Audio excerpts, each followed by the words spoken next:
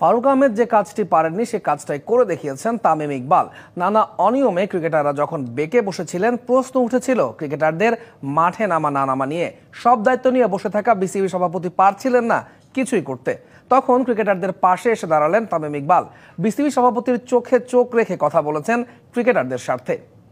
অসুস্থ হয়ে মাঠ ছেড়েছিলেন, মাঝে সুস্থ হয়ে খেলা দেখতে এসেছিলেন মিরপুরে। কিন্তু এদিন মিরপুরে আসলেন ক্রিকেটারদের পাশে দাঁড়াতে। তাওহিদ হৃদয় সহ অন্য যেসব ক্রিকেটারদের অপমানিত করা হয়েছে তাদের পক্ষে দাঁড়াতেই মিরপুরে ছুটে আসা তামিম ইকবালের। বিপিএলে 2 ম্যাচ শাস্তি পেয়েছিলেন তাওহিদ হৃদয়। বোর্ড সভাপতির নির্দেশেই সেটি কমিয়ে আনা হয়েছিল 1 ম্যাচে। 2 ম্যাচ হৃদয় খেলে ফেলার পর আবারও ফেরানো হয়েছে পুরনো শাস্তি, যেটিকে বিসিবির তরফ থেকে ক্রিকেটারদের অপমান করা হয়েছে বলছেন তামিম। তাই তো ক্রিকেটারদের অপমানে ছুটে এসেছেন তিনি, তার আহ্বানে ছুটে এসেছেন অন্য ক্রিকেটাররাও।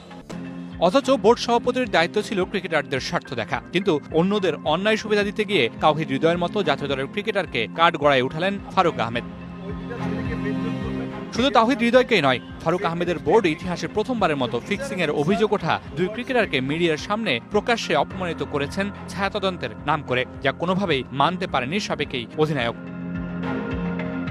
বোর্ড সভাপতি ফারুক আহমেদ নিজেও সাবেক অধিনায়ক, ক্রিকেটারদের জায়গাটা তার ভালো জানা, কিন্তু বিসিবি সভাপতি হওয়ার পর যেন সব বেমালুম ভুলে বসে আছেন। তাই তো একের পর এক বিতর্ক সঙ্গী ফারুক আহমেদের বোর্ডের।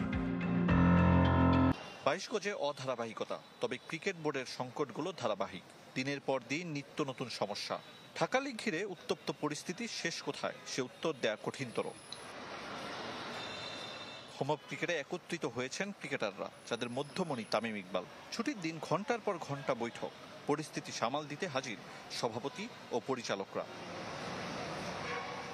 আম্পায়ারদের সাথে অশোভন আচরণের দায়ে 2 ম্যাচ নিষিদ্ধ হয়েছিলেন মোহামেডান অধিনায়ক তাওহিদ হৃদয়, কিন্তু বাইলস পরিবর্তন করে শাস্তি কমানো, ফের তোপের মুখে আগের সিদ্ধান্তে ফিরে যাওয়ায় অবাক তামিম ইকবাল। জেরার মুখে হৃদয়ে নিষেধাজ্ঞা সাময়িক স্থগিত করেছে বিসিবি। পরের বছর 1 ম্যাচ নিষিদ্ধ হবেন, দিতে হবে জরিমানাও। এটা কোন রুলে কোন দিকে কিভাবে করছে এটা আমার কাছে জানা নাই। সো এই জিনিস নিয়ে আমরা খুব ওয়ারিড ছিলাম। এটা actually it was very funny. এটা কোনোভাবে সাসপেন্ড হতে পারে না, বিকজ যে ছেলে অলরেডি সাসপেনশন হয়েছে, তাকে বিসিবি অ্যালাউ করেছে খেলার জন্য 2 ম্যাচ, তাকে আবার আপনি কিভাবে সাসপেন্ড করতে পারেন?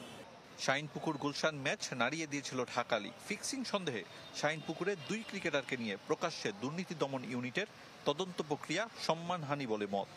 যদি ওখানে কোনো ধরনের কোনো কারাপশন হয়ে থাকে বা কোনো প্লেয়ার কোনো রং ডুইংসে থাকে, আমরা সবাই চাই এটার শাস্তি হোক, আমরা এটার সাথে 100%। বাট তার মানে এটা না আর কাউকে এটার কোনো অধিকার নাই আপনি ওই 2টা ছেলেকে নিয়ে যায় মিডিয়ার সামনে তাকে দিয়ে অ্যাক্টিং করাবেন। ঘরের কথা পরে জানার মতো বিসিবির অন্দরমহলের খবর প্রায়শই চাউর হয় গণমাধ্যমে। বিপিএলে ফিক্সিং সন্দেহে তদন্ত চলাকালীন ক্রিকেটারদের নাম প্রকাশ্যে আসা নিয়েও কথা বলেছেন খান সাহেব। ওখান থেকে কেউ যদি দোষী হয়, আমরা সব ক্রিকেটাররা চাই তার পানিশমেন্ট হোক, তার যতটুকু শাস্তি দেওয়া সম্ভব দেওয়া হোক। হোয়াট ইফ ওখান থেকে 2 জন